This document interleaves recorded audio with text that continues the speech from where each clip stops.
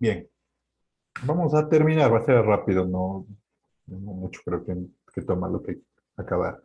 Estábamos seleccionando los aisladores, ¿se acuerdan? Y para buena suerte, pues salió 16, tanto por Bill como por CFO. Así que la longitud de la cadena está establecida en 2,33 m. Un poquito más puede ser incluso, ya con los derrajes. Ahora, habría que coordinar en el lado de 46 de la misma manera en la que hemos coordinado el lado de 138, en realidad, para obtener el bill ajustado, ¿no? Pero por rapidez más que todo, en realidad lo correcto es coordinar en el otro lado también. Voy a seleccionar el aislador asumiendo que tenemos el bill máximo en el lado de 138. ¿Cuál es el máximo bill o nivel de aislamiento? Si recuerdan, aquí están los niveles. Y por ejemplo, en nuestra coordinación estamos en un nivel de 850 de bill porque nos salió muy grande la coordinación acá.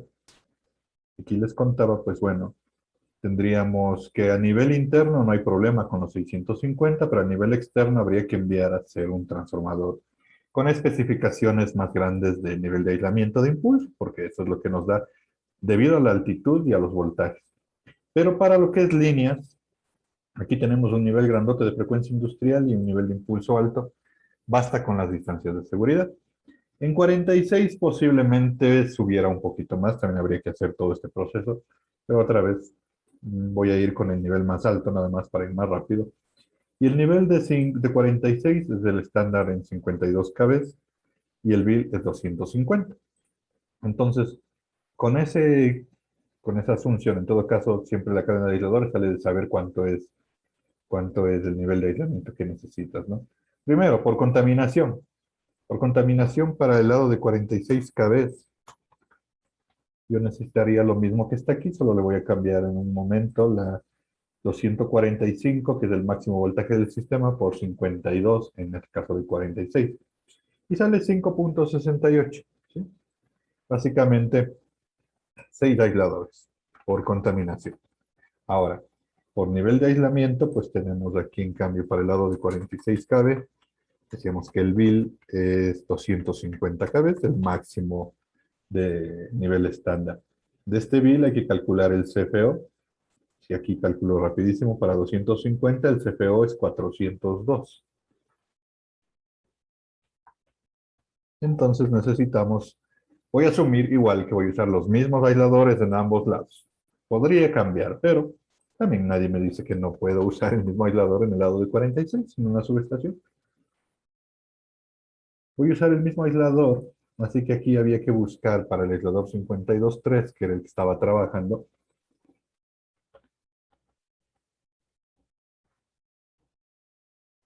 superar un CPO de 400 prácticamente, 402. Con 4 aisladores es suficiente, como ven aquí. Ahí está el CPO positivo y negativo. Entonces, en este caso,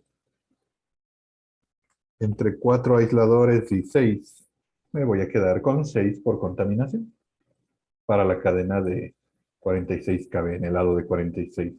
Y la longitud de la cadena son 6 aisladores por, ¿cuánto medía cada aislador? La longitud de la cadena,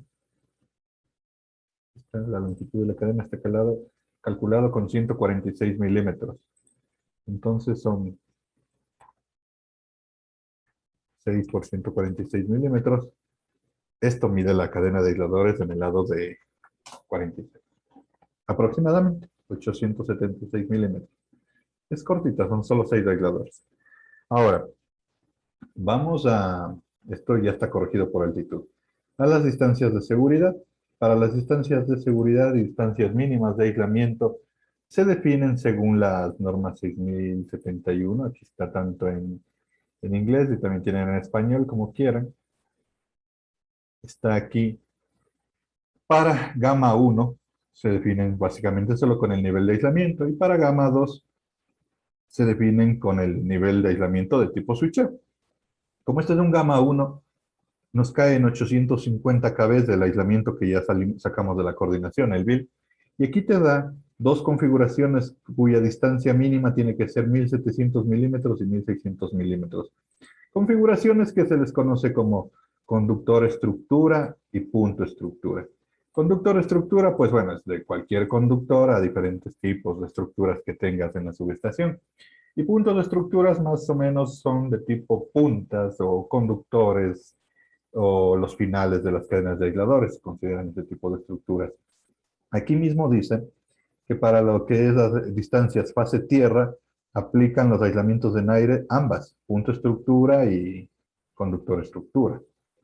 Para fase-fase, en cambio, solamente la configuración de mayor distancia, que es la punta estructura o punto estructura. Esa es la distancia mínima que debes respetar. Y con esa se pueden calcular otras distancias. Ahora, aquí hay una nota que es que en el caso de esto de gamma 1, tú puedes ignorar la frecuencia industrial. Básicamente, como ven, solo se escoge por impulso. Se ignora la frecuencia industrial siempre y cuando esta relación entre el impulso tipo rayo y la de frecuencia industrial sea mayor a 1.7, que es la mayoría de veces. Podemos verificar incluso aquí. Para el peor caso, nosotros escogimos aquí 850 de Bill. Y si trabajo con el estándar aquí, 325, pues la proporción es 2.6, es mucho más que 1.7.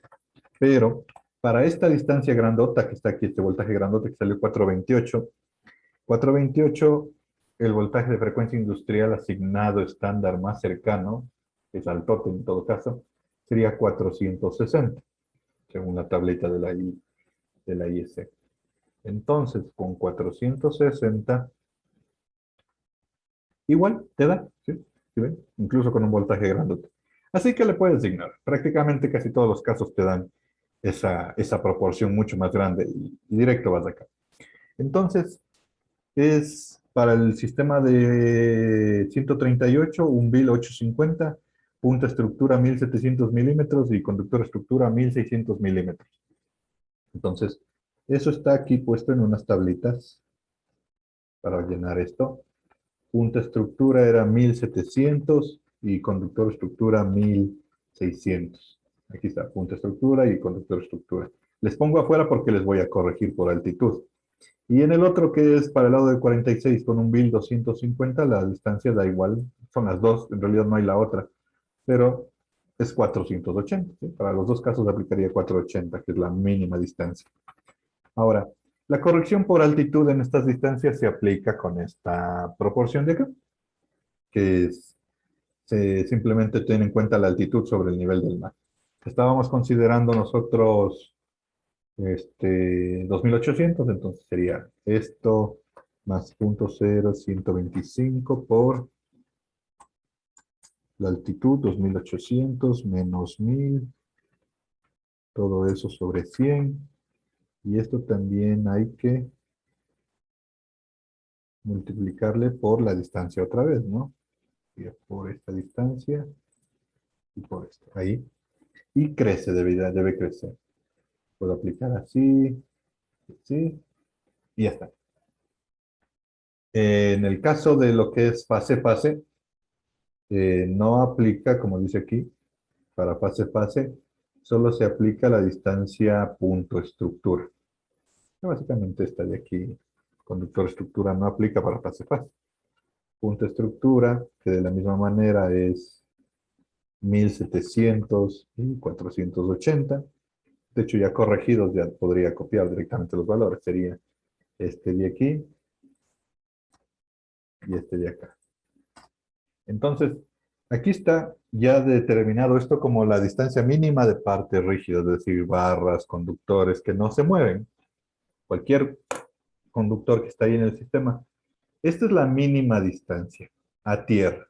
Y esta es la mínima distancia entre fases que puedes poner. 2 metros, como ven ahí. Ahora, es lo mínimo.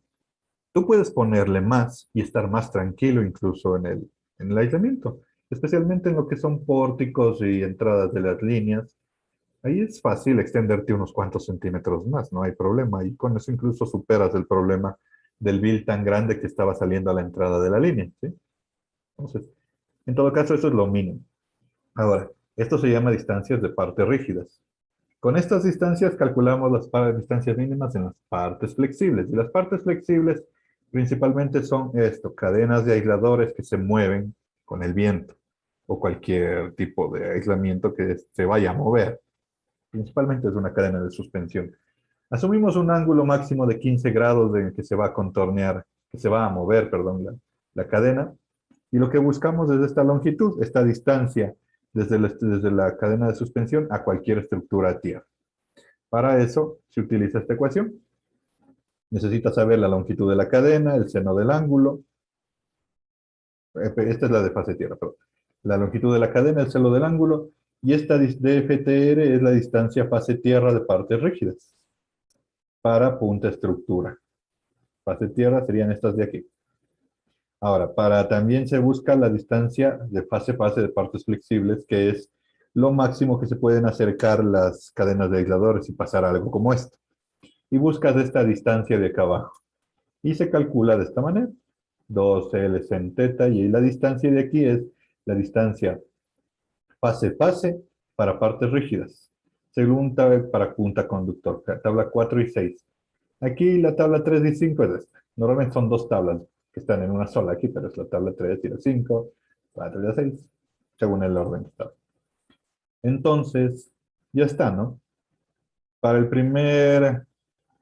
lo que es fase tierra, nosotros solo tenemos en la configuración, en realidad, como está aquí, en fase tierra está la punta estructura, nada más. Solo aplica para ese caso, que es la distancia más grande. No aplica este, tampoco aplica este. Entonces, sería directamente este valor de fase tierra para lo que es fase tierra ahí. Este valor decía más la longitud. La cadena de aisladores de 138 medía 2336 por el seno de 15 grados. 15, aquí en el Excel hay que meterle en radianes, sería 15 por pi sobre 180. Y ahí está. Bajo la otra, aplica lo mismo, pero la otra cadena de aisladores mide, ¿cuánto medía? Mide 876. Entonces, este sería. Ahí está. Entonces, aquí dice que la mínima distancia desde un punto aquí de la cadena de suspensión a cualquier estructura que esté a tierra aquí, como está en el dibujito, es 2,60 m y 81 centímetros, dependiendo para el nivel de voltaje. Ahora, entre ellas, se utiliza la configuración punta estructura fase-fase, que está en la de acá, en la tablita de acá, más 2 veces la longitud, que es 2336, por el seno de 15 grados igual. 15 por pi sobre 180. 3,20 metros entre cadenas de aisladores, y en este otro hay que corregir, esto es 876. Acá es 876. 1 metro entre cadenas de aisladores de 46 y 330 entre 138. Mínimo. Ponle masito, no hay problema en realidad en distancias, ¿sí? Pero es la mínima distancia. Las distancias de fuga, tenemos los dos niveles de voltaje que son 138 y 46. Recomendado trabajar con el máximo nivel del sistema, que es 145 y 52 según los estándares de la IS, los niveles estandarizados de aislamiento en frecuencia industrial. Y la distancia de fuga, ya habíamos trabajado el nivel de severidad de contaminación. Para todos los casos, para el apartarrayo y también para los aisladores, estábamos asumiendo zona 3, ¿no? De 25 milímetros por kb, voltaje fase-fase, entonces por eso acá le voy a poner 25 kb. Y sería simplemente esto por esos 25 milímetros. Y te da las distancias de fuga mínimas en ambos lados. Esto es para cualquier equipo que se vaya a instalar en la subestación. Todos ellos tendrán sus bushings, los reactores, los seccionadores, tendrán todo tipo de aislamientos externos Todos ellos tendrán que tener al menos estas distancias de fugas, según el nivel de voltaje en cada patio de la subestación. Ya está explicado ahí. Luego, aparte de estas distancias, van las distancias de seguridad, también son sencillas. Las distancias de seguridad en una subestación normalmente están así. Tienes la primera, que es la distancia de la base de los equipos. Desde el nivel del suelo terminado, es decir, el nivel cero, hacia arriba normalmente los equipos se instalan en estructuras, ¿sí? Son de metal. Y para arriba están los equipos para ganar altitud. La idea es que la altura mínima de la base debería estar lo suficientemente alto para que una persona con la mano estirada no le vaya a estar tocando, ¿sí? En algunos lugares asumen 2,50 m, otros 2,25 m. Depende de la altura de la gente. De hecho, yo preferiría poner a 2,50 m, pero entre 2,25 y 2,50 está aceptado aquí en el país. No hay una norma que te diga 2,20, 2,50, a no ser que de pronto te den como especificación, y ahí sí ya le pones, ¿no? Pero puede ser 2,25 o 2,50. Ahora, con esa altitud de aquí de la mínima, pues puedes determinar cuál es la mínima altura, perdón, la mínima altura a nivel de las barras en los equipos. Como ven, normalmente de una barra bajan los conductores y se conectan a los terminales de los apartarrayos o de los interruptores. Esta altura se calcula como la altura mínima, que en este caso es 2,25, si fuera 2,50 le cambias de ahí, más 10,5 milímetros por cada kb según el nivel de voltaje. Entonces estamos hablando de 2,25, pongamos en milímetros mejor, 2,250 más 10,5 milímetros por el voltaje de cada uno de los equipos. Y sería en milímetros. A 3,70 m, en todo caso, puedes trabajar también, pongámosle, de hecho, un poquito más para ponerle con los voltajes máximos que podrían estar ahí, 145 y 52. Ya sabemos, son el lado de 138. 3,70 m y 2,70 m. Mínima altitud en la que deberías estar trabajando para las puntas más altas. Y ahí uno se fija en esto, ¿no? La punta del pararrayo, por ejemplo, aquí, va a estar a 3,77 m por lo menos del suelo.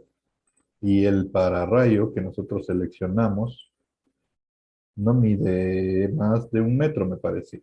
¿Sí? 0,95 mide. Entonces, para que eso sea como dice aquí, tendrías que poner a la altura esta mínima, la cabeza del apartarrayo, menos 955 milímetros que mide el apartarrayo.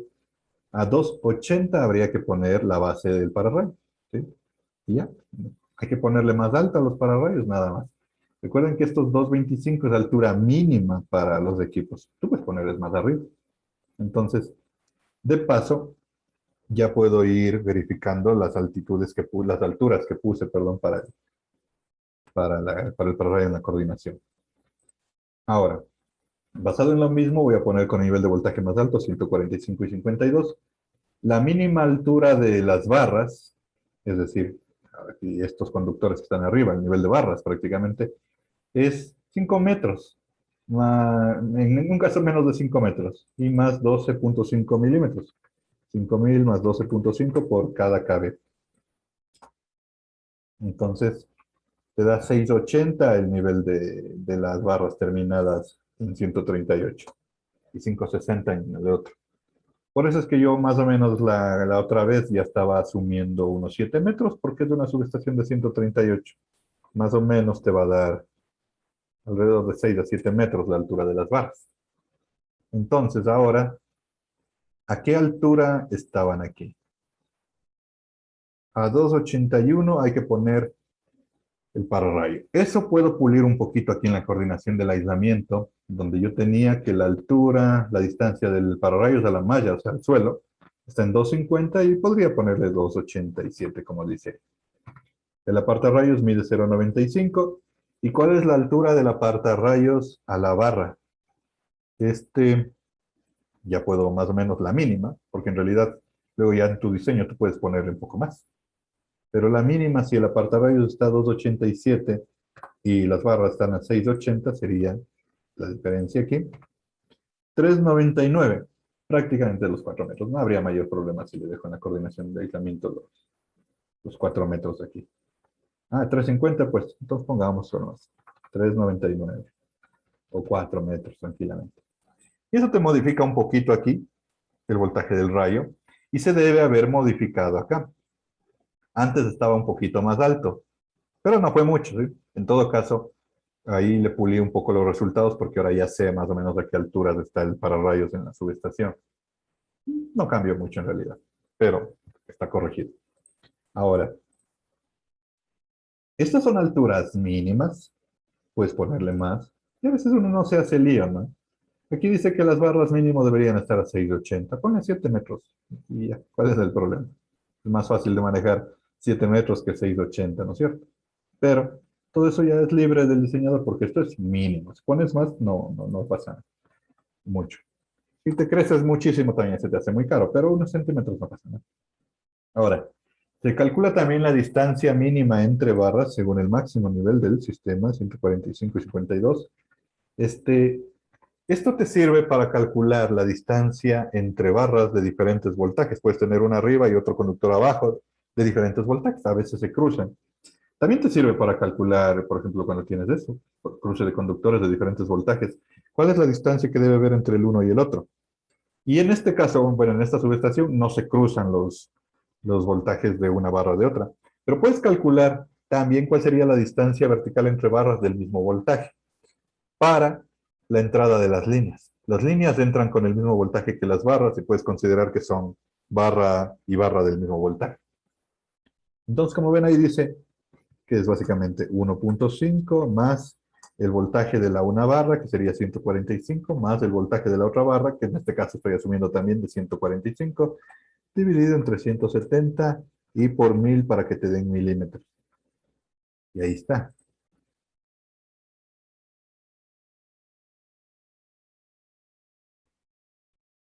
3,20 m y 2,10 m.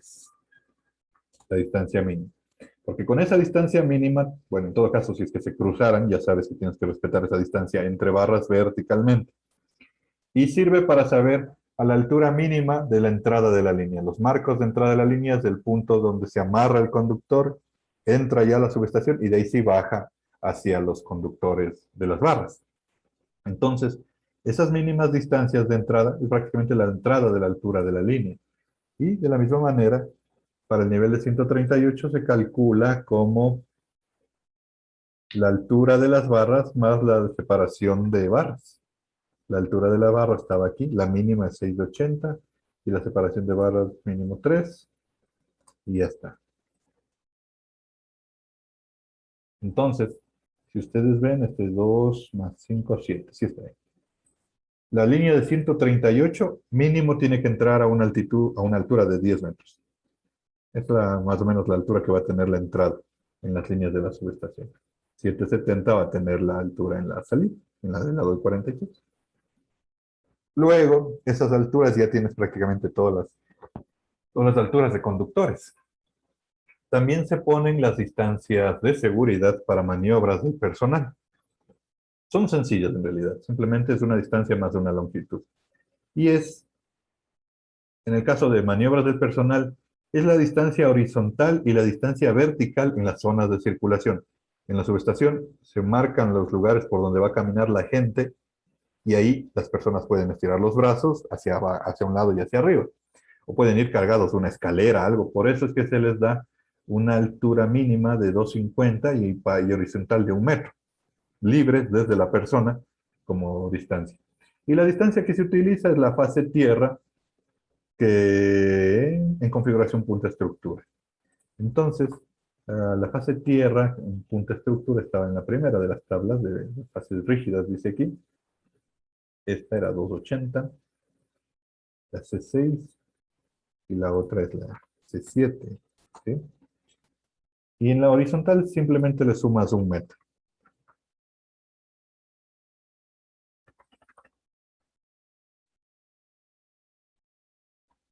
C7. Y en la vertical le sumas 2,50 m. 6 más 2,500 y C7 más 2,500. Listo. Desde distancias de circulación, son bien amplias, como ven las distancias de seguridad, especialmente por el nivel de voltaje, porque están en una tierra alta.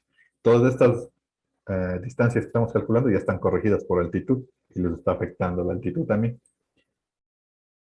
Vehículos, ciertas zonas de la subestación, de acuerdo a la planificación de la subestación, hay lugares donde van a poder entrar vehículos. Y de la misma manera, del tamaño del vehículo, necesitas una altura mínima hacia los conductores de arriba, puede tener una escalera, un carro canasta, y hacia el lado horizontal también puede extenderse con alguna estructura, ¿sí? El carro de trabajo.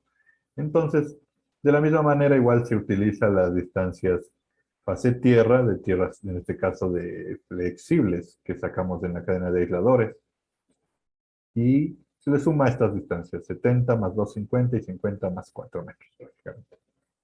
La fase tierra de tierras flexibles sacamos en el aislador, ¿no es cierto? Estaba aquí, fase tierra.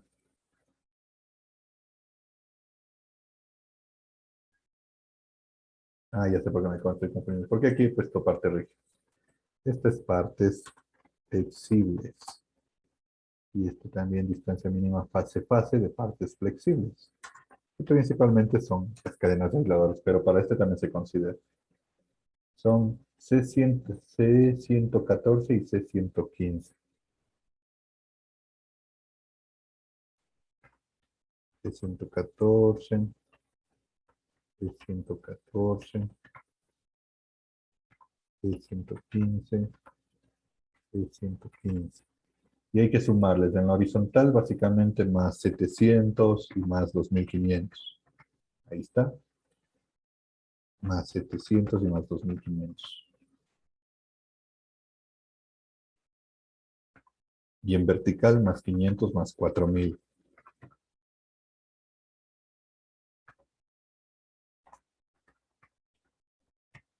Listo. Desde la altura del carro de trabajo hacia arriba, 580. 6 metros tranquilamente pudieras poner para esas zonas de trabajo los conductores. Ahora, lo mismo para personas, se puede ver aquí en este dibujo, esto es lo típico en las zonas de trabajo en las personas. Las personas pueden subirse a los pararrayos, a los interruptores, así como ven, con una escalera, con algún andamio, lo que sea. Y tienes que darle una distancia mínima horizontal, principalmente a estos conductores que son los bajantes de las barras hacia los equipos de conexión. Y de la punta del lugar de trabajo donde está la persona hacia las posibles barras o conductores energizados de arriba. Esas son las distancias horizontales y verticales. Y se utiliza la distancia fase tierra de partes rígidas, que era la C6 y C7, me parece, ¿no es cierto? C6 y C7. Las tablitas que estaban arriba. Y simplemente le sumas en las horizontales 2 metros y en las verticales le sumas 250. Y eso es desde el lugar de trabajo, en horizontal tienes que darle 4 metros, en el lado de 138 y 450 hacia arriba, desde donde estés trabajando. Entonces en esos lugares hay que verificar que esas distancias no vayan a ser menores nada más. Y esas son las distancias de seguridad. Y prácticamente las distancias, como ven, todas las distancias salen de estas tablas de aquí, las dos primeras. Y estas dos primeras tablas, corregidas por altitud, salen del nivel de aislamiento una vez que has hecho la coordinación de aislamiento. Así que todo está relacionado con la coordinación de aislamiento. Y básicamente ahí ya está terminado el trabajo de coordinación. Con esto has seleccionado distancias y niveles de aislamiento y ya sabes los niveles de tu subestación. Ahora, esto es alto, ¿no es cierto? Aquí hay un detalle de la modelación. Finalmente, les decía, el apartarrayo, ustedes de hecho mismo vimos aquí, que el apartarrayos en unos momentos sí me está ayudando aquí a bajar los voltajes. Y eso me sugiere, pues obviamente, que puedo estar poniendo un apartarrayos en la entrada de la línea también. Los modelos, hay varios modelos. Este es el modelo de la IEEE, que es un modelo dependiente de la frecuencia. La capacitancia prácticamente es componente del aislamiento. Este componente LR es un filtro que, si ustedes se dan cuenta, con la frecuencia cambia de valor. Entonces, este modelito es dependiente de la frecuencia y hace que actúen los dos componentes del apartarrayo con diferentes proporciones. Básicamente, ahí está el juego de ese modelo. Y el modelo del apartarrayo ya lo habíamos calculado, ya sabemos cuánto valen todos estos valores. Y con esos valores tenemos incluso la tabla del apartarrayo para poder modelarle y simularle en un software. En el Power Factory, el ATP o en el MTP se puede ingresar el apartarrayo es como una resistencia variable con esta curva en los tres. Más usado, obviamente, en muchos casos del ATP por su licencia libre, pero justo en el caso que estamos estudiando ahorita con rayos, de hecho, si recuerdan, en algún momento nos quedamos sin memoria. Para lo que es maniobras y switcheos y de pronto frecuencia industrial, no creo que te quedes sin memoria.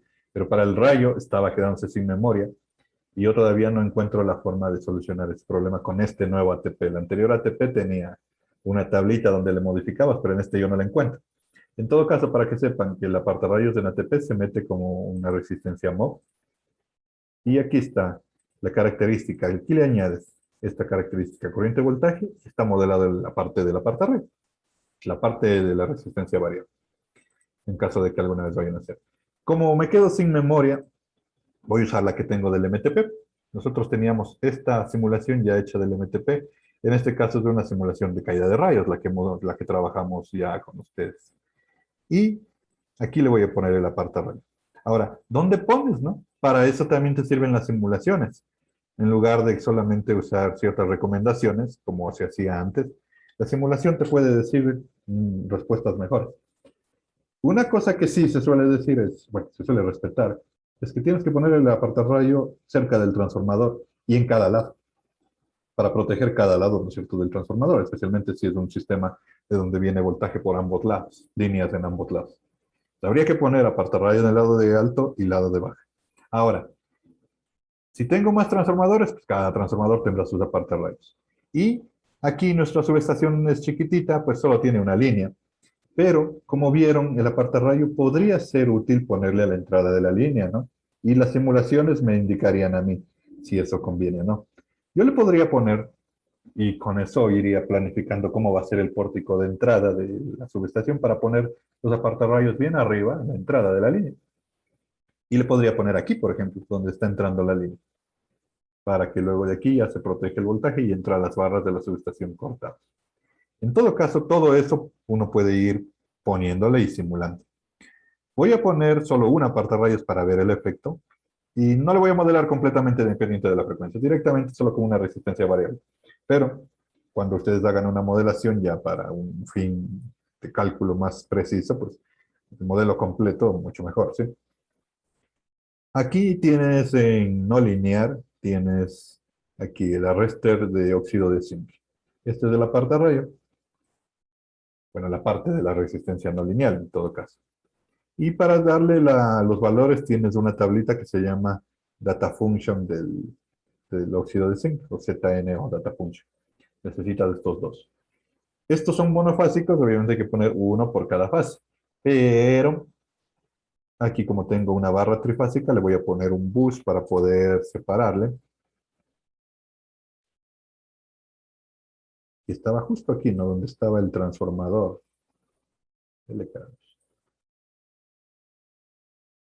Aquí. Ahí, ese es el lado de alto.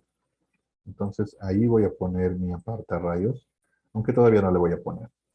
No le voy a conectar. Primero voy a ver qué pasa si no está conectado.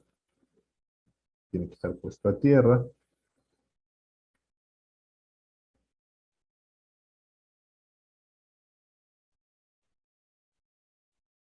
¿Y qué datos te pide el apartarrayos? El apartarrayos te pide los exponentes PQ y el voltaje por unidad. ¿Cuál es el modelo del apartarrayo ya matemático? Ustedes pueden verle lo bueno del MTP, que tienen toda la información disponible de todos los modelos. Esto es. El modelo de un apartarrayos es esta curva. Y esta curva prácticamente es una exponencial. ¿Cuánto vale la exponencial? Estos coeficientes, ese es el detalle que hay que hacer ajustes según esta ecuación. Y el modelo te ajusta dependiendo de sus parámetros. Ahora, eso es lo que te pide aquí el apartarrayo. ¿Cuánto vale eso? Pero lo bueno del MTP es que te da calculando a partir de la curva de voltaje corriente. El ATP también hace lo mismo, solo que él no te muestra los parámetros directamente, ya te sacan el modelo. Pero esto sale de la curva de voltaje corriente, que está en esta otra que dice Data Function. Aquí tienes que ingresarle la matriz corriente y voltaje de la parte radios que quieres modelar.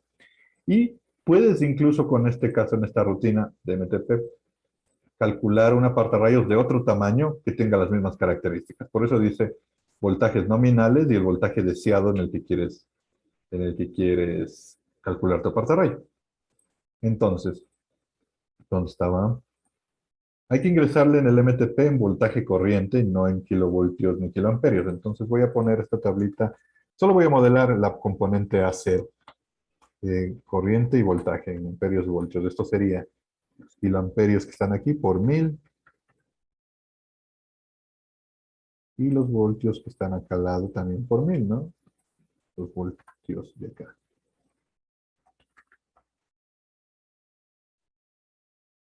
Listo. Me copio esta matricita de aquí y se va al simulador. Pongo aquí, pegado y ya están los datos. Listo. Y el voltaje, pues este era una parte rayos de 145.000 y yo no quiero ningún cambio, pues seguirá siendo de 145.000. Y listo, tiene un multiplicador, normalmente no le modificamos nada de esto, directamente el error y va a ser un fitting automático. Es todo lo que necesitas aquí. Pones OK, se va a calcular y ya se calculó. De hecho, acá abajo dice, aquí dice ready y acá salió un cálculo y dice que salió todo OK, no hay mensajes de error. ¿Sí?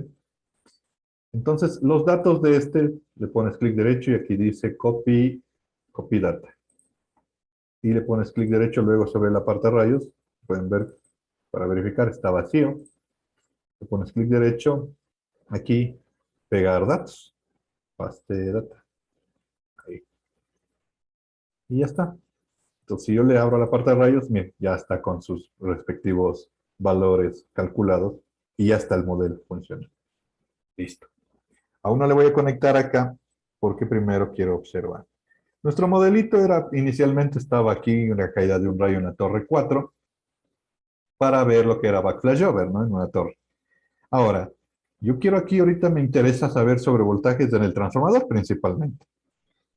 Caída de rayo, este modelo es solo para caída de rayos, eso también. Yo tendría que hacer que el rayo caiga más cerca porque en la torre 4 ya vimos, de hecho ustedes mismos vieron en los resultados de los informes que han venido haciendo, que el sobrevoltaje es importante solo aquí, ¿no? En la torre, pero ya más adelante en la subestación casi que se amortigua. Entonces, lo que voy a hacer es llevarme esta fuentecita y que le caiga a la torre. Vamos a hacer voltaje aquí nomás. Que le caiga a la última torre, a la pantalla. Eso sería básicamente caída de un rayo en la pantalla de la subestación, en el apantallamiento de la subestación. Ahí. Y era una corriente de 100 kiloamperios, así que no le modifico nada, una corriente grande. Podría ir probando con más corrientes. Y ya tenía puesto puntos de medidas. Entonces, simulo, estaba a 20 milisegundos a 50 nanosegundos de paso de integración. Y veamos si la caída del rayo en la pantalla causa algún sobrevoltaje importante, en este caso en el transformador o tal vez en la entrada de la línea. También tengo una punta de medida en la entrada de la línea, en las barras y en el lado de alta del transformador. También creo que tengo una punta de medida en el lado de baja, en los puntos que me interesan, ¿no es cierto?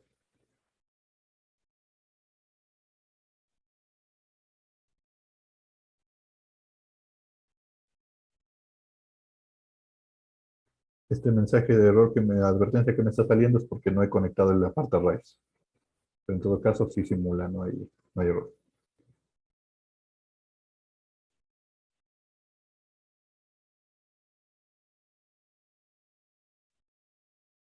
Ya, veamos los resultados. Primero en el lado de alta del transformador. Voltaje A, voltaje B, voltaje C. Ahí están los voltajes en el transformador. Hay un pequeño transitorio y de hecho el transitorio está afectando la forma de onda. Pero en sobrevoltaje yo no veo nada, nada fuera de lo normal. Está montado sobre la sinusoidal, pero no veo nada, nada en especial en realidad. También podríamos probar en la barra 1, que es por donde entra, y tengo en la entrada de la línea también ahí. A ver, trafo, voltaje de la barra 1, sigue siendo un voltaje no muy... Voltaje de la barra 1 está repetido acá. A ver, ¿cuál se me repitió? Tengo dos. Este está repetido y este está repetido. Listo. Ya. En la mitad están las barras, no veo nada raro. Incluso en la entrada de la línea no hay nada raro. Quiere decir que con 100 kiloamperios no hay mucho mayor problema. Podría ir probando con corrientes más grandes, ¿no? De pronto, ¿qué pasará con 150 kiloamperios?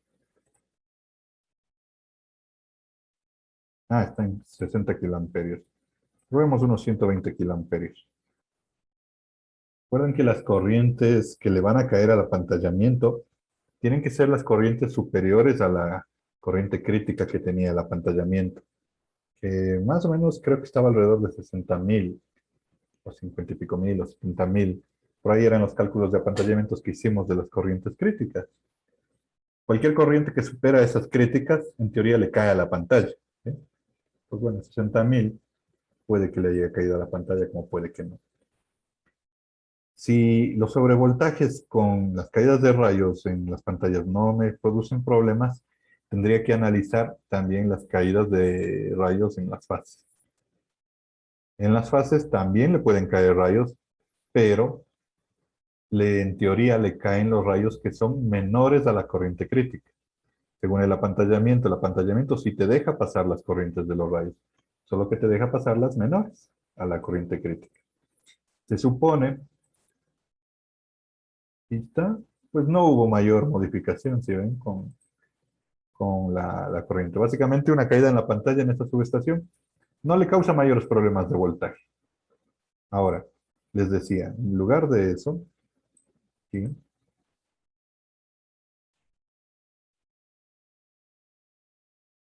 Voy a hacer que le caiga el rayo en una fase.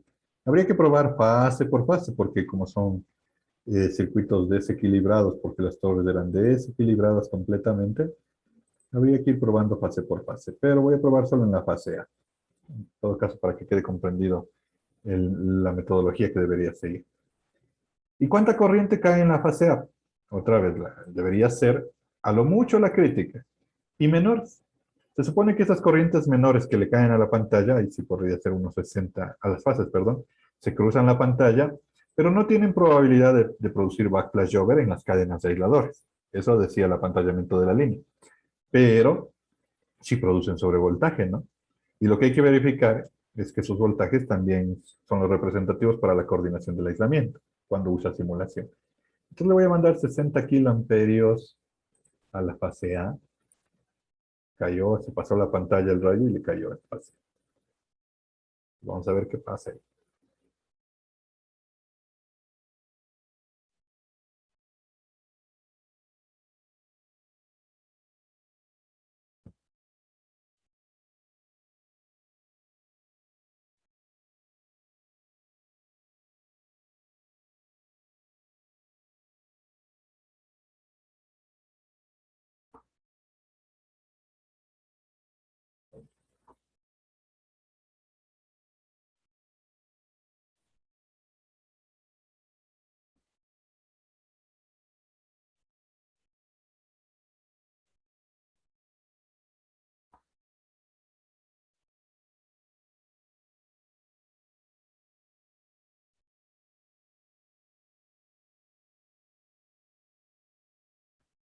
Listo, actualizo. Y ahí sí, ¿no? Ahí sí, claro que sí. En la del trajo estamos en voltajes enormes, están en un rango de más de millones de voltios. Igual en las barras están los voltajes grandotes en la entrada de la línea, en todo lado. Prácticamente es el mismo. Mueve un poquito, pero no, en realidad es el mismo voltaje. Ya, pues, cae el rayo en la fase, está súper grande los voltajes, transitorios, pero grandotes. Entonces, voy a poner solo en la fase A, el apartarrayo, con el modelo que hemos escogido, a ver si, pues, si está funcionando y cómo va a funcionar. Y otra vez, simular. Entonces, bueno, en todo caso las fases B y C no las voy a cambiar, así que las B y C me van a salir iguales y solo la fase A se va a modificar.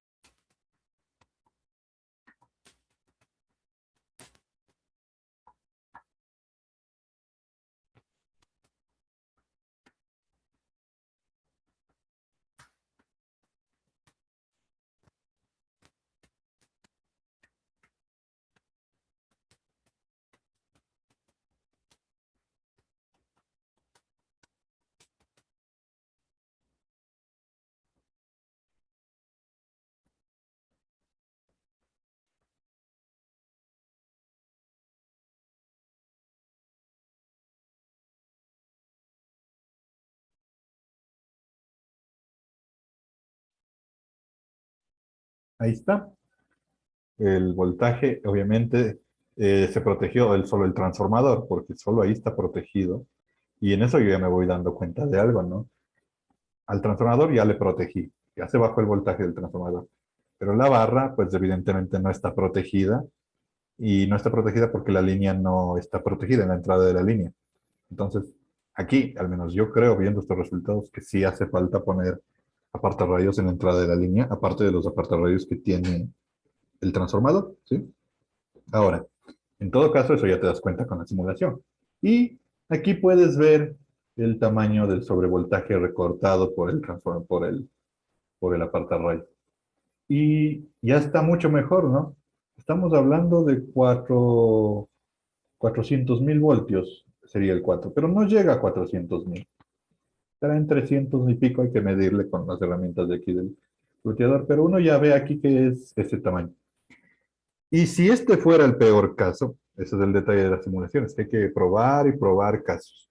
Pero si este fuera el peor caso, el voltaje de tipo rayo en el apartarrayo, y digamos que de pronto si eso se reproduce en toda la subestación, no pasa de los 400.000, ¿no es cierto?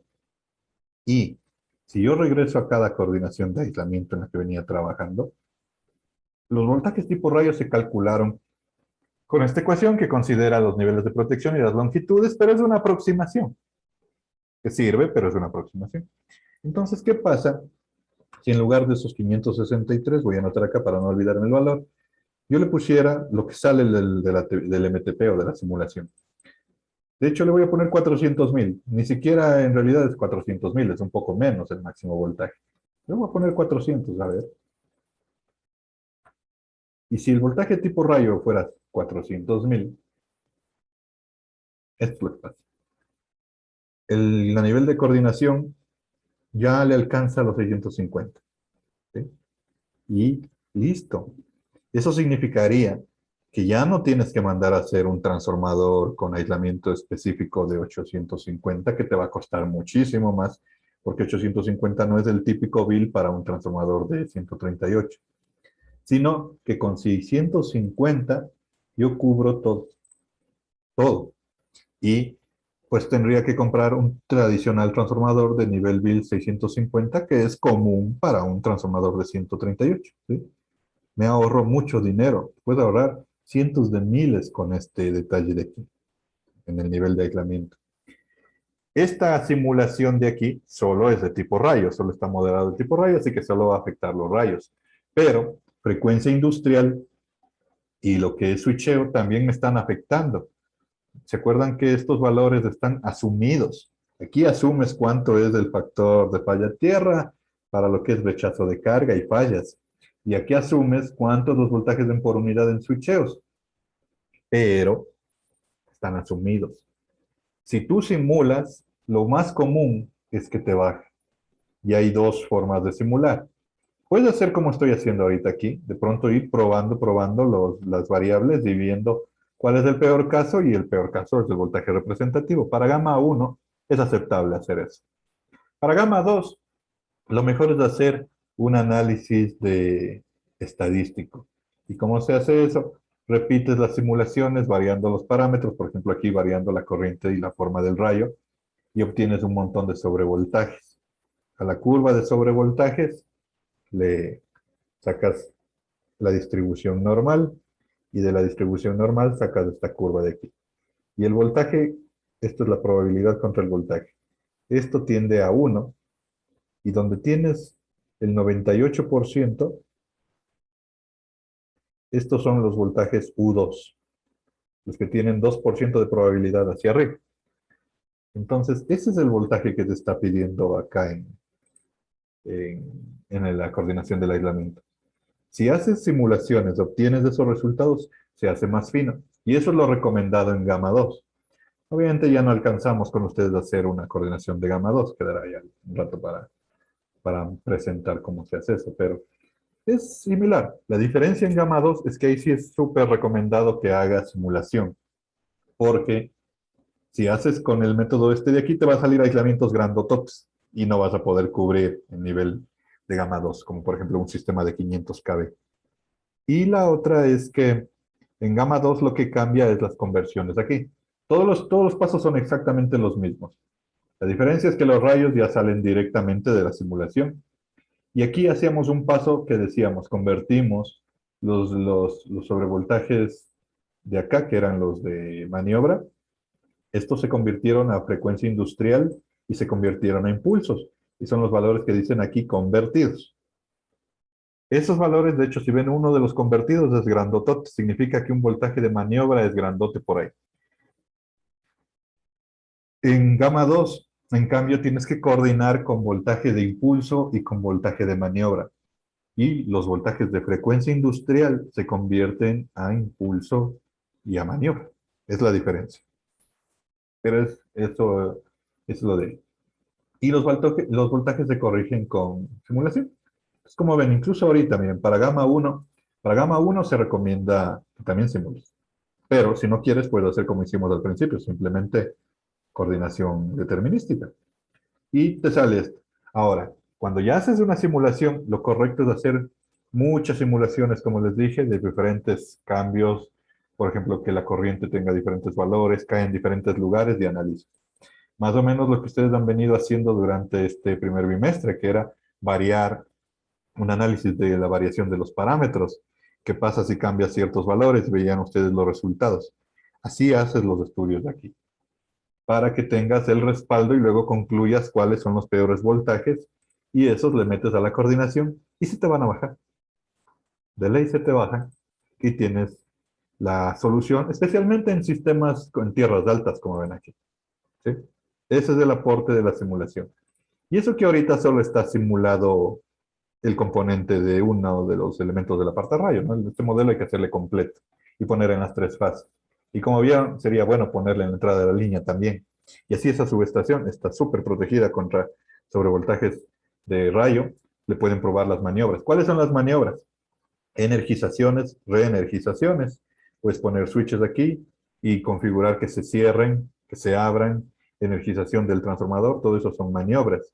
También están las de frecuencia industrial, que son las fallas de tierra y rechazo de carga. Rechazo de carga, pones interruptores que suelten las cargas, y lo que es fallas, aquí no es como Power Factory que tienes un módulo de fallas, sino que pones un interruptor a tierra en las fallas, en las fases que quieras fallar, y directamente tienes las corrientes de falla. ¿Sí? Eso es el complemento del modelo, y prácticamente aquí ya casi está todo lo que necesitas modelar en una subestación. Adicionalmente puede haber reactores y FACS, pero cada uno de esos tendrá algún modelo parecido. Y eso, jovenazos, es la coordinación, en este caso de esta subestacioncita y en gama 1. Todo lo que se puede hacer y que pueden hacer alguna vez que vayan a necesitar. Y con eso se culmina esta clase de aquí. Ahora, ya les había comentado, pues no van a entregar nada porque ya estamos con el tiempo encima. De hecho, ya está calificado todo, creo, de sus trabajos. Pueden ver en las notas, ya tienen las notas. Y solo falta la nota del coloquio. El coloquio que hizo mi compañero Edison está listo para aplicar el domingo a las 8 de la noche. Entonces ya les aviso de hoy. El domingo de 8 a 8:20 me dijo que iba a activar el coloquio el compañero. Entonces es un Google Forms, igual que hicieron en el primer bimestre. Valió un punto. Así que la nota que ustedes tienen aquí en el aula virtual, si sacan 100% en el coloquio, ya le suman un punto o lo que saquen ahí, ¿no? En ese caso. Y esa ya sería la nota del bimestre. Eh, el link del coloquio, yo les mando al correo electrónico y también le voy a poner aquí en el aula virtual, en esta unidad 6, donde estamos trabajando coordinación, ¿sí? Por si acaso. Aquí y por correo, para que le hagan el domingo, no se olvidaran. Y como ya tienen las notas, pueden revisar cualquier cosa y comentarios más la nota del coloquio que ya tendrán el domingo. Lunes en la mañana, hasta el máximo lunes en la mañana, cualquier comentario, cualquier novedad. Si ha habido un error en mis revisiones o cualquier cosa de sus notas. Y si no hay ningún comentario o todo está en orden, el lunes en la tarde o noche yo ya envío la nota a la doctora Patricia y ya se acabó las notas. Básicamente, ya se acabó. Ahora, eso en notas. Tenemos una última clase que les había dicho que es puestas a tierra. Aquí están los materiales y el link de descarga de TAP.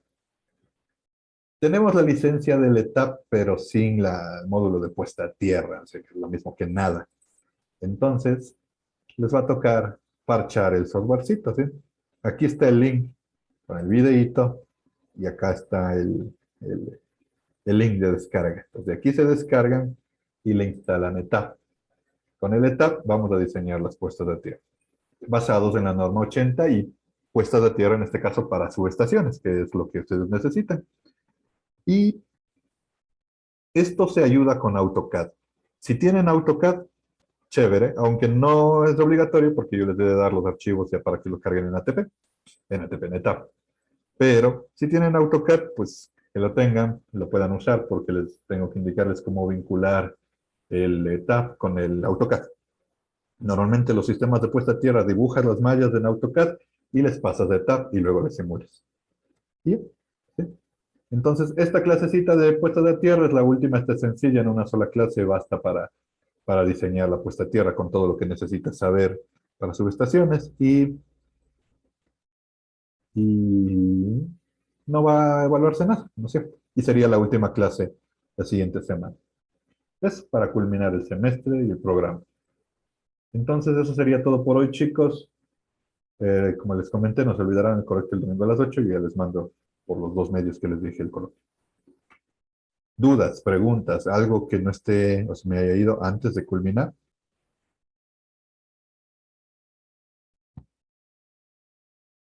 Muchas gracias por su atención. Que tengan un buen fin de semana y nos estamos viendo en la siguiente semana. Pasen bien. Hasta luego, chicos. Muchas gracias, Inge. Hasta luego. Que pase bien. Hasta luego, profe.